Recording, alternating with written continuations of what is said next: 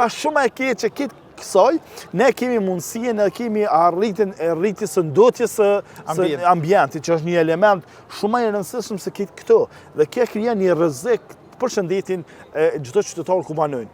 Çka është më mbi të gjitha, nuk kemi ajrosje të mirë, nuk kemi diell me të cilën e planifikon nëse parashë ligji se sa mund të ketë. Apo ndikojnë që të krejtë që në Ferizaj pak a shumë e konë çmimi thuaj se maj ullët i metrit katror në banesa në Kosovë me 500 euro, 550 euro, për derisa në qytete si Mitrovica, 1 metër katror kushton 900.000 euro.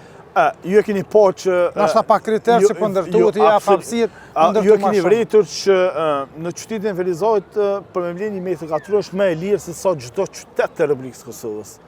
Është më niveli më i ulët e një blerje se një banesës.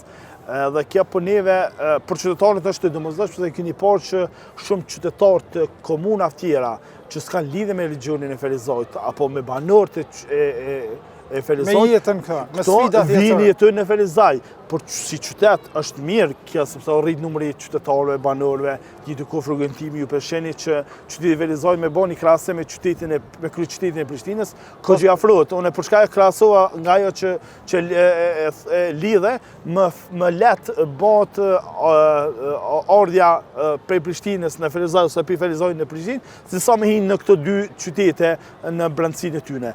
Por çka është shumë e rëndësishme që ne kemi rrezikuar potencialisht jetën standarde dhe jetën normale në këtë vend, dhe që në të ardhmen unë besoj që do të bëhet qytet i pajetueshëm për shkak dinamizmit, standardizimit, krizave të ndryshme, rritjes së krimit, e shumë dukurime negative.